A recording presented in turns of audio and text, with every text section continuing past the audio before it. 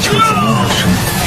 为我付出的一切，败局已定了。怎么会有这么重的尸气？ Halo, assalamualaikum teman-teman. Jumpa lagi dengan saya Ilham Baris. Selamat datang di channel Purnomo The Series. Gimana kabar kalian? Semoga selalu sehat dan baik-baik saja ya. Kali ini kita akan meneruskan merangkum Donghua Sisingji season 5 episode 28 ya guys. Dan karena animasinya belum rilis, kita gas dulu spoilernya ya. Dan gak usah berlama-lama lagi, langsung saja gas cuy. Di episode sebelumnya, tiba-tiba saja Biksu Tong dan Sun Wukong pun bangkit dan mengajar sang Kaisar Tengkorak. Karena ternyata selama ini diam-diam para siluman tengkorak bekerja sama dengan Biksu Tong dan berencana untuk menghabisi Kaisar Tengkorak yang jahat. Dan kini, Biksu Tong yang geram pun akan melakukan tinju kegelapannya lagi kepada Kaisar Tengkorak.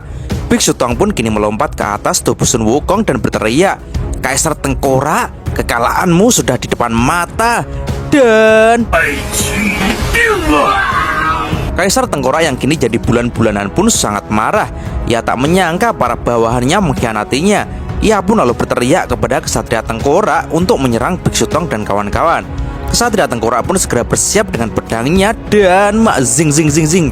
Tak disangka ia pun kini menebas tulang-tulang putih yang menancap di tubuh Putri Tengkorak. Jelas hal itu membuat Putri Tengkorak terkejut. Kesatria Tengkorak pun lanjut mengatakan, ia telah bersumpah untuk melindungi Tuan Putri selamanya.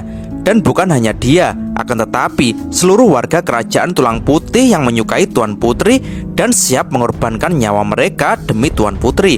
Ia pun lalu bercerita kalau dulu Kesatria Tengkorak pernah akan memberikan jantungnya kepada Tuan Putri. Akan tetapi sayangnya, jantung dari Kesatria Tengkorak hanyalah gumpalan pasir yang kosong. Menurut Kesatria Tengkorak, Putri Tengkorak benar jika sang putri mencintai Biksu Tong, karena jantung hati Biksu Tong tak sama dengannya. Sehingga Kesatria Tengkorak meminta bantuan Biksu Tong untuk melawan Kaisar Tengkorak, dan dia langsung setuju. Mendengar hal itu, Putri Tengkorak pun langsung menangis dan mengatakan kalau ia tak layak menerima semua pengorbanan dari Kesatria Tengkorak karena ia tak pernah menyukai Kesatria Tengkorak. Kesatria Tengkorak pun langsung ngeluyur pergi sambil berkata kalau itu tak apa-apa. Dan kini ketika Jenderal Prajurit Tengkorak pun menghampiri Putri Tengkorak, mereka semua sangat khawatir dengan keadaan Putri Tengkorak. Melihat hal itu, Putri Tengkorak pun mengaku terkejut dengan ketiga pamannya yang kompak mengkhianati ayahnya. Mereka pun lalu mengaku kalau sejak dahulu mereka memang tak pernah menyukai Kaisar Tengkorak yang selalu mengontrol mereka. Karena menurut mereka, setiap siluman tengkorak mempunyai kehidupan masing-masing. Mereka juga menyuruh Putri Tengkorak agar tak putus asa dan mereka akan selalu melindungi Putri Tengkorak. Dan hal yang terpenting saat ini adalah melepaskan tirani ini. Dan setelah berakhir, semuanya pasti akan baik-baik saja. Dan kini ketiga Jenderal Tengkorak pun bersama-sama mulai menghabisi satu persatu para zombie yang menyerang mereka. Sedangkan Patkai pun segera menginstruksikan kepada Xiaoyu dan Bailang untuk memanfaatkan kesempatan ini selagi masalah di sini dibereskan oleh guru dan kakak Wukong. Akan tetapi Xiaoyu pun terlihat masih mengkhawatirkan Putri Tengkorak. Tapi mau tak mau mereka harus segera pergi karena gerombolan zombie yang akan menyerang mereka semakin banyak dan mereka segera berlari secepat mungkin dari situ. Beralih kepada Kesatria Tengkorak yang saat ini berlari dan melompat ke arah Kaisar Tengkorak. Jelas hal itu membuat Kaisar Tengkorak kaget dan tak menyangka Kesatria Tengkorak ternyata akan mengkhianatinya. Kesatria Tengkorak pun menjawab kalau ia juga sama dengan siluman tengkorak putih yang lain yang tak ingin lagi menjadi boneka kaisar. Dan tebasan iblis mata air kuning. Tebasan-tebasan dari Kesatria Tengkorak pun sangat cepat dan kuat. Kaisar Tengkorak pun kini tak bisa berkutik karena ternyata kemampuan pedang iblis dari Kaisar Tengkorak telah menyegel kekuatannya, membuat Kaisar Tengkorak pun benar-benar tak bisa berkutik lagi. Melihat hal itu, Wukong pun kini segera meluncur dan jedar. Tinju Wukong kali ini benar-benar brutal dan langsung menembus tubuh Kaisar Tengkorak. Wukong pun lanjut mengangkat tubuh Kaisar Tengkorak ke atas dan berteriak, akan kupotong kau jadi dua. Dan makstrak. Tanpa ampun Wukong pun dengan brutalnya menyobek tubuh Kaisar Tengkorak. Jelas kebrutalan Wukong itu membuat semuanya pun terkejut. Seketika tubuh Kaisar Tengkorak pun hancur dan pecahan-pecahan tulang-tulang putihnya pun menyebar kemana-mana. Dan juga Yihu pun terlihat keluar dari tubuh Kaisar. Para zombie pun kini jadi kaget melihat bosnya kini benar-benar musnah. Serpian-serpian tulang dari Kaisar pun kini menghujani tubuh Wukong. Dan anehnya Wukong kini tampak terdiam di situ. Biksu Tong yang keheranan pun segera menyuruh Wukong untuk istirahat. Tapi Wukong pun tampak masih terdiam saja, membuat semuanya pun kini jadi keheranan. Hal itu membuat Ksatria Tengkorak pun tahu kalau saat ini Wukong terkena Ki 9 mayat. Karena saat ini dari lubang-lubang kepala Wukong keluar asap berwarna biru pekat. Dan tiba-tiba saja Wukong pun kini mulai lemas dan makbruk. Ia pun seketika jatuh ke tanah.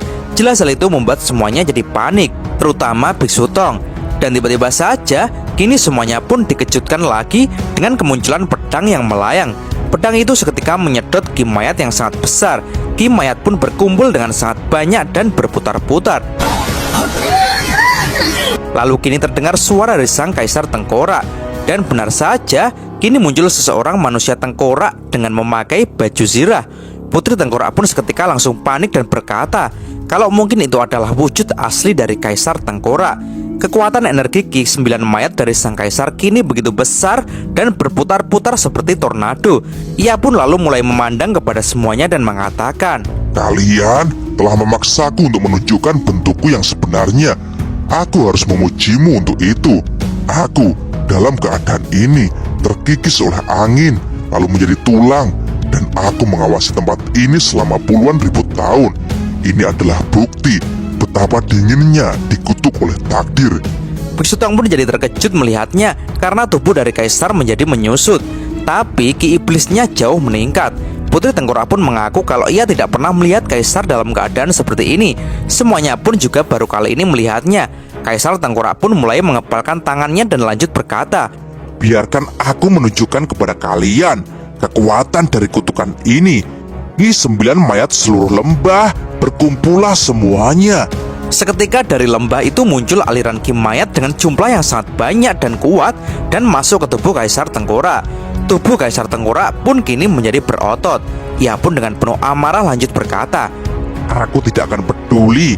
Bahkan jika semua orang mengkhianatiku, aku akan membunuh kalian semua dan membangun kembali kerajaan abadiku."